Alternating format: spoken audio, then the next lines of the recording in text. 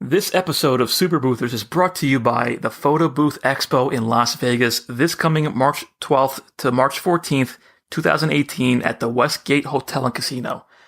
Visit photoboothexpo.com and use promo code SUPERB2018 for a key pass or SUPERB2018E for an exhibits only pass. See you there.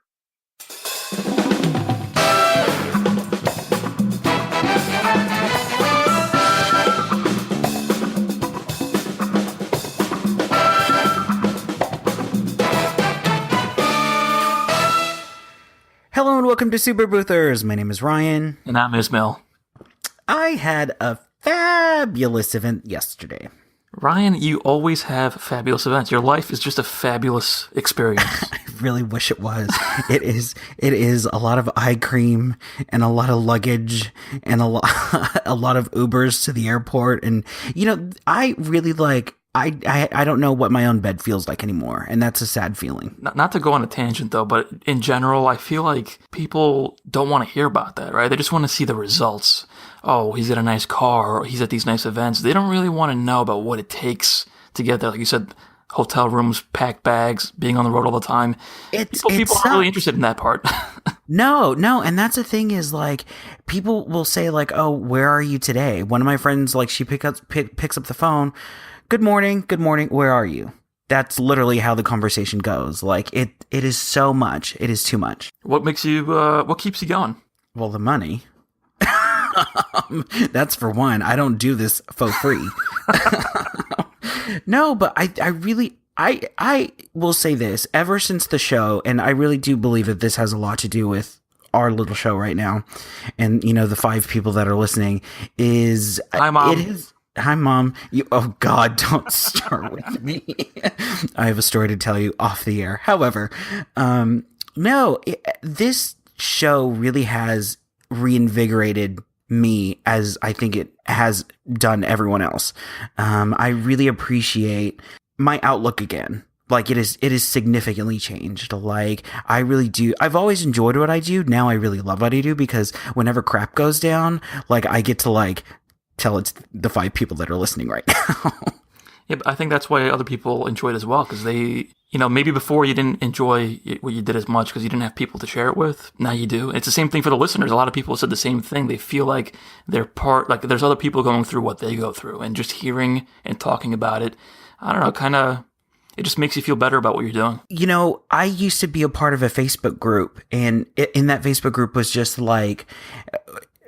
a local group of vendors. There was maybe like 25 of us, and it was just kind of like the cool kids on a little Facebook group. And every Monday someone would post, so what happened this weekend?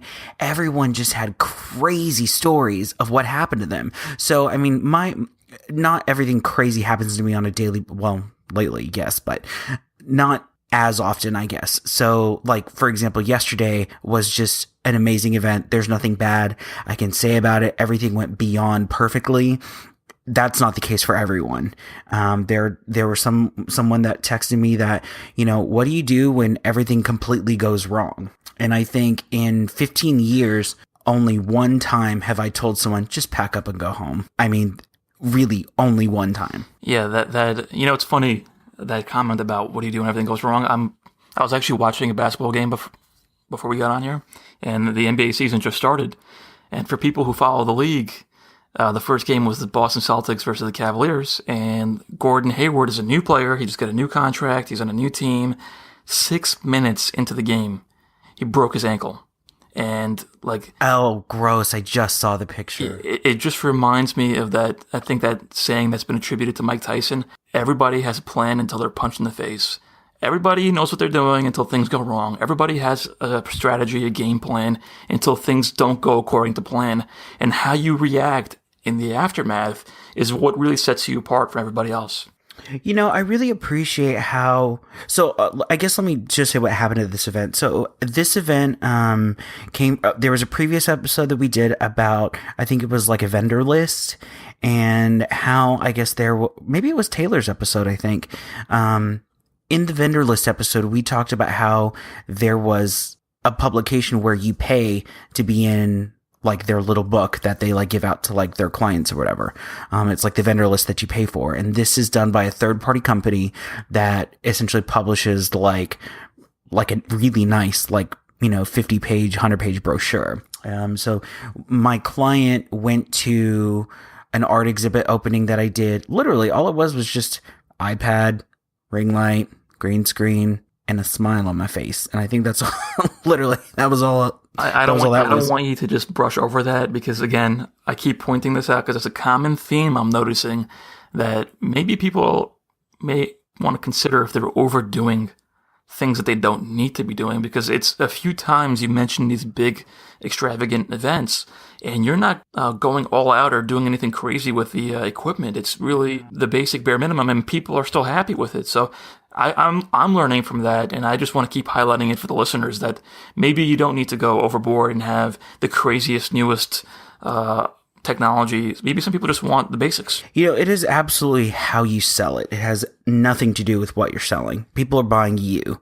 And this is something that I've always been told, like literally my entire life, like things have just always come easy to me. And I don't know why that is. I don't know why Do you think that things have come easy for you? There's that quote, when hard work meets opportunity. I absolutely believe like that's what it was. Like I have like put in my time, and just whenever things happen, it's why I'm able really to shine, just because I've been there, done that. It's just not, difficult to me anymore. So, I mean, I don't know if you wanted to get into something about your event, but I was going to bring up a question about it. We're listening, caller. I think we were talking earlier today, and I was kind of asking Ryan, we keep talking about the events that you're doing. You do the top cream of the crop events in your area. The biggest celebrities attended. You do events at their homes. And you're telling me that you just do an iPad with nothing extra. And I just started to question. Girl, I am the extra. What are you talking about? I just started questioning you as to, what is it about you or what you offer that gets you to those places when other people are offering more, better equipment, better technology, more, and they can't get to where you are? Why do you get there with less? I think this is you asking this question, not everyone else. Oh, yeah. Why you? I'm doing this for the benefit of the audience. What are you talking about? This has nothing to do with me. I'm unbiased. I'm so sure. So this is what it boils down to is in this conversation that we had earlier, it was very brief. I really believe it just has to do with longevity. I mean, I've been doing this long enough to where, it just kind of happens. It's just all a snowball effect. So in this vendor book that I advertise in, which is the one place that I advertise every year. Actually, this particular book is only every 18 months. It's all the advertising I do. I don't do any more than that. I don't advertise with the Knot, don't do Wedding Wire. Occasionally I will do Thumbtack. That's it. Like other than that, it's pretty bare bones. So it's just a lot of word of mouth over, 12 years of doing this. And that may not be what people want to hear, right? Because everyone's like, oh, what do I do? What's the secret to do this in 3 months? It takes time. And I have a lot of friends in other industries like construction and contracting that have said something very similar, where they do it for like 10 years, and then by then they have a huge network, like a web of clientele, and just from referrals, they make a lot of money. But then the question is, and I think I asked you this earlier, but we didn't get into it, if the key is longevity and being around long enough, how do people listening make sure they last long enough to get to that point? I just think the same thing. One of my friends was the assistant to Joan Rivers, and may she rest in peace. And he made a comment to me how it is just about hard work. And that's literally all it comes down to. And just keep working and keep reinventing yourself and keep adapting and just keep going. And you are not going to be able to, go to your client and sell Polaroids right now. It's just an old technology. I mean, yeah, maybe like a hipster thing might be kind of cool with it. But for the most part, no one's going to go for it. You just always kind of have to look to the next thing and don't look back, and always, always, always keep moving forward and keep learning. There was, in whenever I do interviews with employees, on the application that I have, I ask them 3 questions. One, what are your strengths and weaknesses? Another one is, what is your passion? And this one particular individual wrote learning. She goes, I have a passion for learning. I always love learning new things. She could have told me, she was on death row. She was rehabilitated. She had about 10 felonies. Just the fact that she said that, everything else on the other pages did matter. I don't care where you went to school. I don't care about any of that. It was just the knowledge to want to learn to grow. And I think that is absolutely the key. Well, I think people listening to this fall in that category of wanting to learn and improve. So that's probably, check the box there. But I want to go back to what you said about constantly moving, right? And being around long enough and doing enough, right? When people think about, I guess the modern term now is hustling, right? So you're basically telling people, sure, you got to be hustling all the time and do enough so that later on you don't have to hustle as much and things come to you, right? But how do you balance that with people that say, you know what, I won't get out of bed unless it's this much money? Like I actually was talking to someone who has a job, and they go home and they watch Netflix for an hour and a half every day. And I'm like, well, you could be doing something in that time, right? If you're really serious about starting a business, there's an hour and a half right there every day. And the response I got was, oh no, I need that hour and a half of Netflix every night. That's where I get to, decompress after a long day of work. And I am I'm curious what your perspective on this is. I can guess it. But people have that mentality where, you know what, I need that Netflix. I need at least this much money to get out of bed. Otherwise, I'm not going to get up and work. What would you tell those people? It goes both ways with this one. So I agree with, it's just like the airplane videos say, take care of yourself before you take care of other people. I do believe that, yes, you need to have a little bit of time for yourself. However, in this business, you have to think you're better than sliced bread, but at the same time know that you're not. And what I mean by that is you have to hold yourself to some sort of standard. Like, yes, I know that you value what I do. I need to be compensated accordingly. Whenever you're first starting, there is none of that. And the only reason why I say that is whenever I first started, I was 17 years old and I went to work for, a florist, and she did some weddings and events, and her husband at the time was a DJ. So it was kind of like a mini one-stop shop. She told me in the rental game, I would much rather have it go out and make $200 than sit in storage and not do anything. Whenever you get a new rental, you're obviously going to get, a hell of a lot more money than you're going to get, 5 years down the road, because it's paid for itself and then some.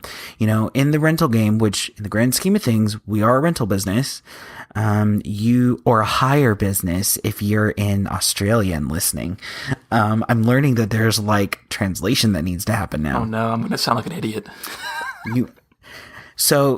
Anyways, she kind of just instilled to me, really at the very beginning, I just always got to be going. And the only way I'm making money is if those things are out on the street. And my friend Graham, who is Joan Rivers' assistant, said that Joan had that same mentality. And it's the fact of, there are times where you're hot, there's times where you're not, there's times where you're in demand, there's times where you're not. And, you just have to go, not necessarily take everything that you can get. There's not a lot that I don't turn down. Like in the physical world that we occupy, if I can do it, I will be there. And I don't care how much money I'm making. But I found that I am a very rare breed in that I don't stop working. Just my travel schedule this week alone is I drove in from San Antonio to Dallas today. I leave for Houston on Thursday, San Antonio Saturday, Dallas Sunday, Vegas Monday, back to Dallas Thursday, San Antonio, that I think Tuesday, and then back and forth a couple more times, and then to LA. And that's just of the next 30 days that I know of. I mean, I haven't gone past 30 days at this point. I'm going to go back to my, comment at the very beginning of the show where people really don't want to hear about what it takes to make it. And you see this in everything where I'm sure people have, you've got friends that lost a lot of weight, right? And they clearly put a lot of effort into getting into shape. And you're like, oh, you look great. What'd you do? And their response is, they want to hear is, I took a pill, it melted off within 2 days. That's what they want to hear. but people really just say, oh, I didn't, not much. I didn't really do anything. I just tried to eat a little, drink a little bit more water, and totally brush over the fact that they actually did all this extra work, right? And even with kids in school where, oh, you got 100. How'd you get 100? I didn't really study, but they did. They pulled an all-nighter. And I think, I don't know who I blame in that situation, but it's just a common trend that I noticed that people don't want the truth about what it takes. They don't want to hear about your schedule, Ryan. They want to hear about the celebrities. Tell me about Oprah. Yeah. Oh, absolutely. Literally, I got a couple messages about this right now as we're recording this. It is shocking to me how much people don't talk about stuff. And I have a couple of catering friends. Nothing has ever come to me fast or easy or overnight or any of that. I have had friends that somehow, in some way, hit the jackpot, and that is the nicest way I can put it. And you know what? I have to be happy for them because I am. But at the same time, it's like, when is that ever going to happen to me? One of my friends was like, Ryan, you've been doing this for how long? Like, I get down on myself. One of my friends just landed a deal with Target. And, it took 18 months for that deal to kind of come about. And, this is a thing is, I had a couple of catering friends, one of which almost went under. Literally, she spent $4 million on a building. She had, I guess it was a restaurant that was taken over. There's the catering company, there's the trucks, there's the staff there, and it was all going to go under. And she had a company come in and essentially tell her, this is what you need to do to turn around your business. You can give up and be done and pay off her debt and, go back to your job or whatever you're going to do. Or you can do this. And she has shared with me the information that she learned. She was the most forthright person that has ever taught me it's okay to talk about this stuff. And what really gets me, and this is why our next book is going to be a financial book, because we need to be talking about these things. You need to be talking about, saving money. And it's not all about making money. It's also about keeping it. And there are plenty of people, myself included, you know what? I get a big check. Hello, Amazon.com. Yeah, I'm totally going to piggyback on what you're saying, that we need to talk about things that, people need to be talking about these things. And you see people take up all their time online and in these groups talking about things that don't matter. Stop talking about things that don't matter. Focus on the things that are important. I don't give a crap about your props and how they're not sanitized. I could care less. I mean, it really comes down to the numbers. There are people that say, I have X amount of dollars in revenue. Well, how much of that do you keep? I don't want to know your gross. I want to know your net. And that's another thing is I had so-called friends.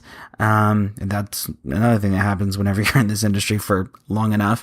I mean, people come and go and, oh, well, I just sold, 2 million this year. Well, is that 2 million in revenue or is that 2 million net?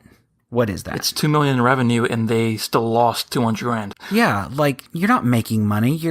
This is just stupid. You're only hurting yourself here. So, and that is another thing that I learned. And this is something that I have paid it forward as well. Our costing sheet that I had, and actually the PDF is available, on how to stay profitable. That's available on our website, and I can put it on the show notes for this as well. If you're on an Apple device, someone asked me how do they see the show notes because they don't see it.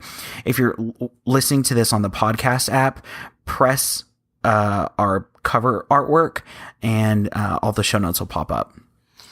Before we drift too far from this, earlier you were saying that you understand some people, you got to make time for yourself, you got to take care of yourself. And I just want to question you, Ryan, if you go back to when you were building your business in the early days. And again, I'm going to just say we have a responsibility to the audience to tell it like it is. Sure. Tell it like it is.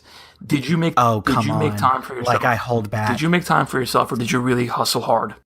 I had a choice I was in college and I was doing weddings at the time. And, I was fortunate enough to have, a family where I didn't have to work if I didn't need to.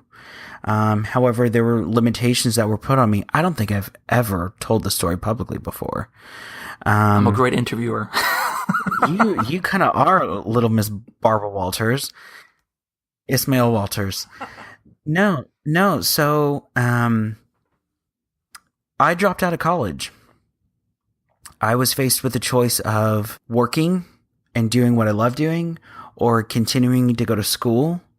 That was kind of a point. So I've absolutely made sacrifices. Do I think that it hindered me? No. I actually think it works really well for my Eat Your Hollywood story later. And, my Forbes 100 interview. Cause now I'm just like Steve Jobs.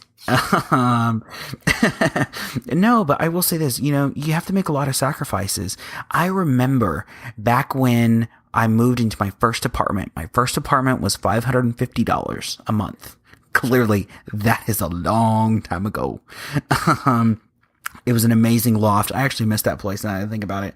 However, the way how I based my pricing was based off of my rent and utilities. That's what I based my pricing off of in the very, very, very beginning.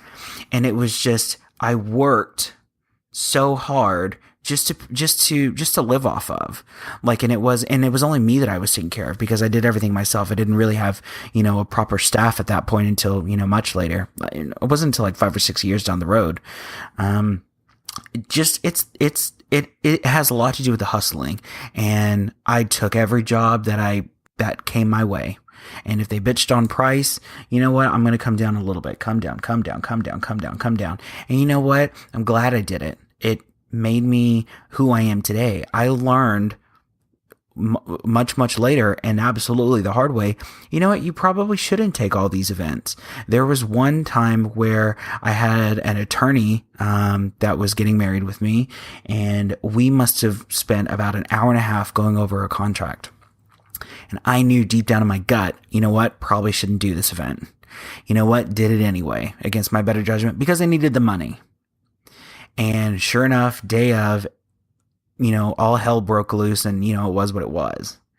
So do I regret it? No, because I needed to go through that experience to know to never do it again. And that's the thing is, whenever it comes to festivals, whenever it comes to, charging, by the photo, whenever it comes to, hey, someone asked me, well, let me do this, put it in my business for free or what, you know what? Do it the first time. And then you'll never make that mistake again. But you have to make those mistakes. There's a famous, I don't know if it's famous, but there's a cool line that I've heard. And it says that there's basically 2 reasons a business would fail, right? One of them is that the founder gives up. The other reason is that you run out of money. So basically, almost all businesses fail because either you give up or you run out of money. And within 3 years. Within 3 years. So yeah. The combination there is what we've been trying to talk about basically this whole show is that you have to understand your numbers, stay profitable, and you also have to be willing to put the work in and not give up. So I think that combination is what gets you the longevity that Ryan touched on, that keeps you around long enough so that you can eventually start doing those crazy cool events. And it takes time. It's not something that you can do in 2 months, and people have to be prepared for that. So with this particular event that happened yesterday, I am beyond thrilled with it. And very rarely can I say, like, I am happy with my work.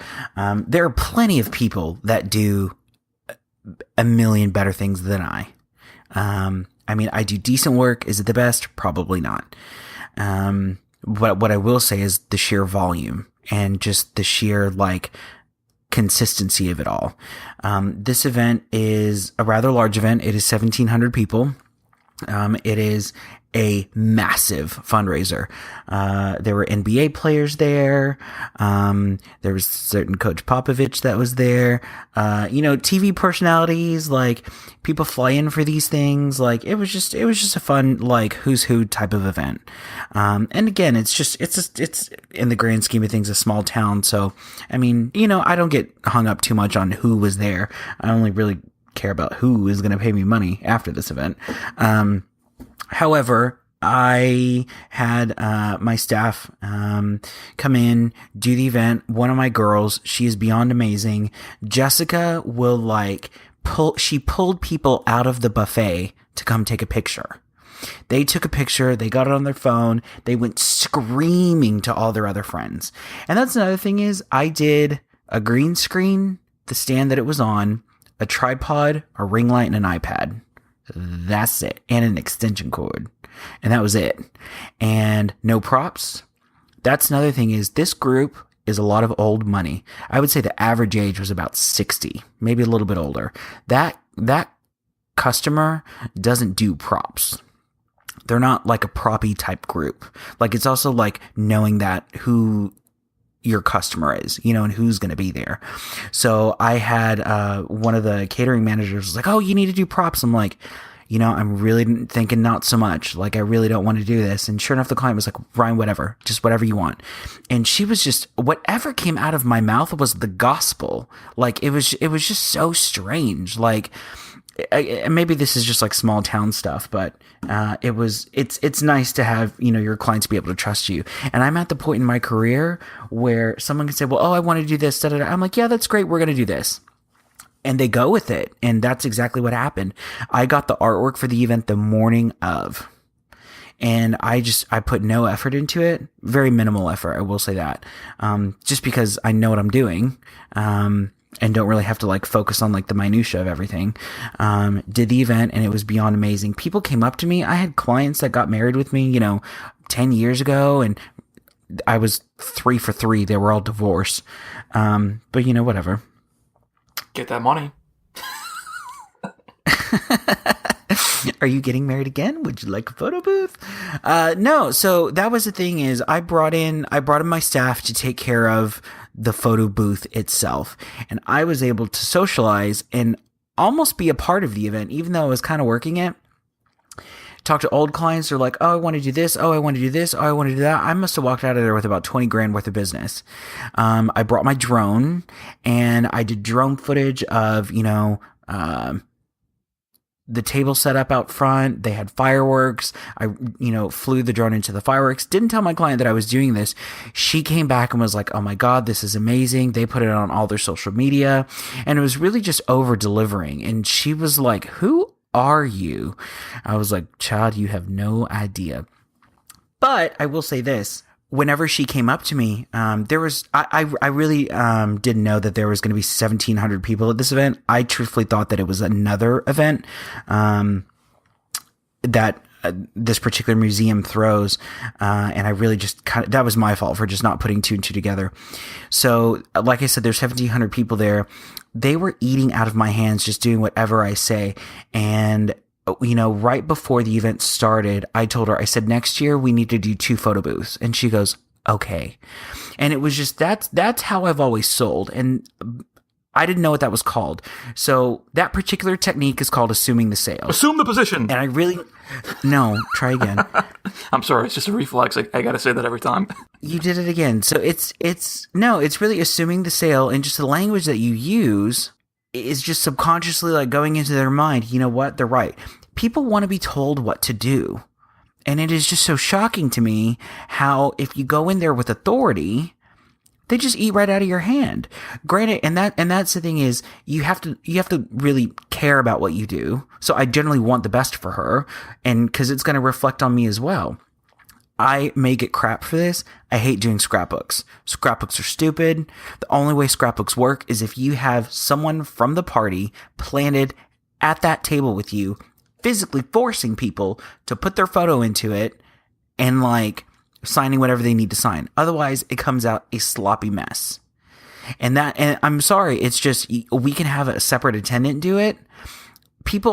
There are times where I've had people had the attendant say, "Oh, well, you sign the thing and put your picture." No, walk off.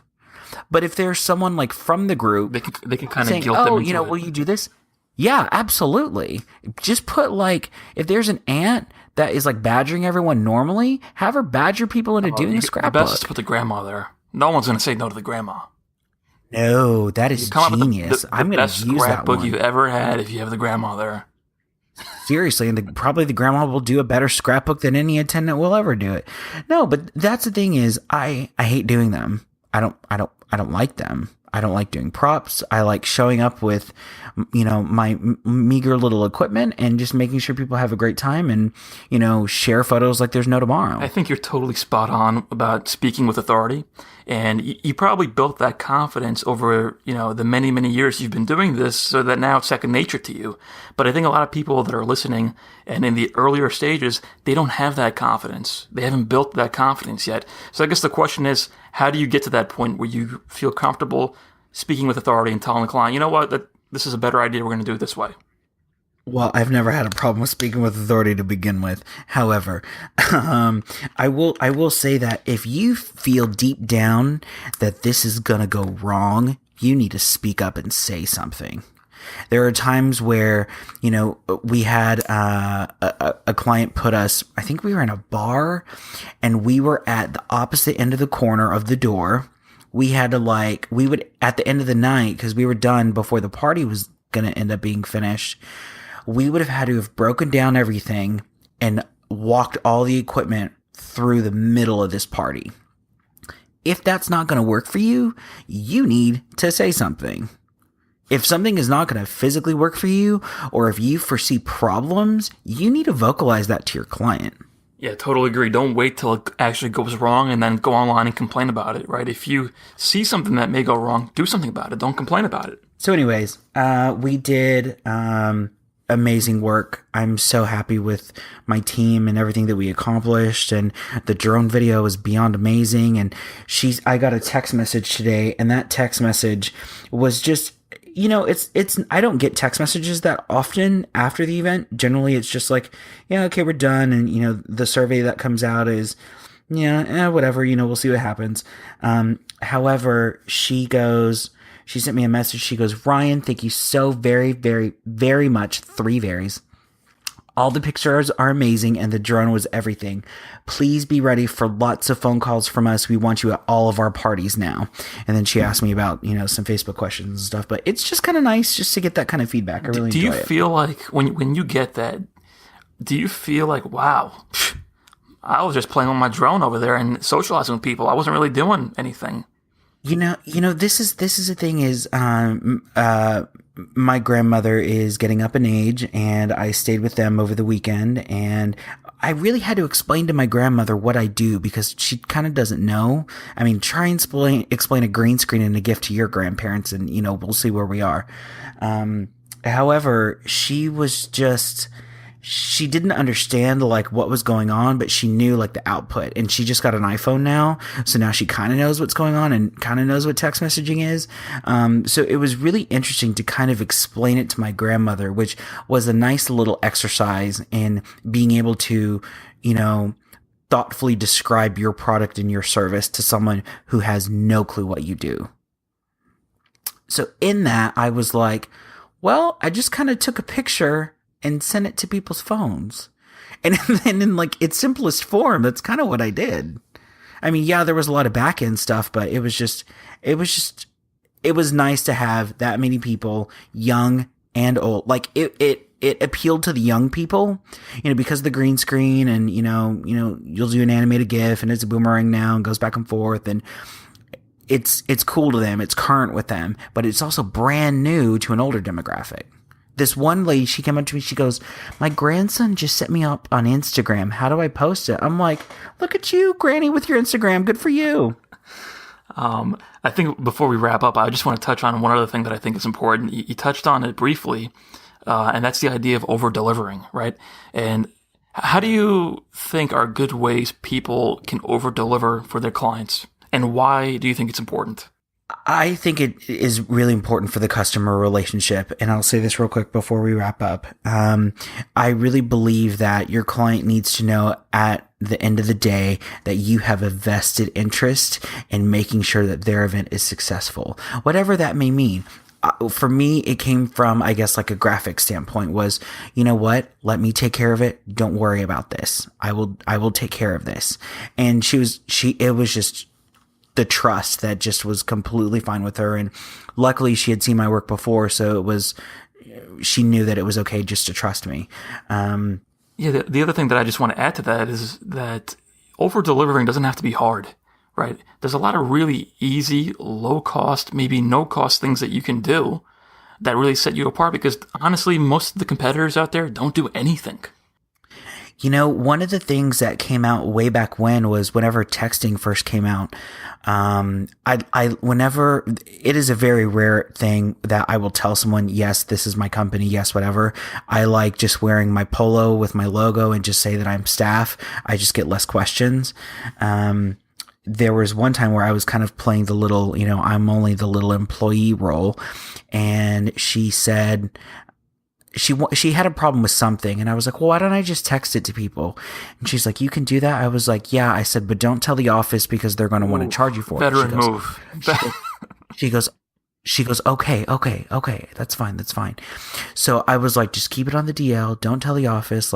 And she was like, I got $100 tip from her, with her not knowing who I really was. But again, it didn't really take a lot of effort on your part. And I see, like, there's prop companies that I've bought from that do something as simple as including fruit snacks in the package. And that's it. And what does that cost? 20 cents? But people feel special. It's something that's so unique because no one else does anything that they feel compelled to share it. And I think if there's anything you take away from the end of this conversation is, what little things can you do in your business that make you stand out? It's not that hard, and I'm sure you can find some small things to do. Thank you so much for listening today. We really enjoy you being here with us. A couple things. We're doing Super Boothers Go to Hollywood November 13th from 7 to 10. Tickets are available at superboothers.com. We are also going to be doing a question and answer episode. If you submit your voice question, we will put your name in a drawing to win one of 2 Super Boothers mugs. And you can do that at superboothers.com. Click Ask Super Boothers. Thank you so much for listening, guys. We'll see you next week.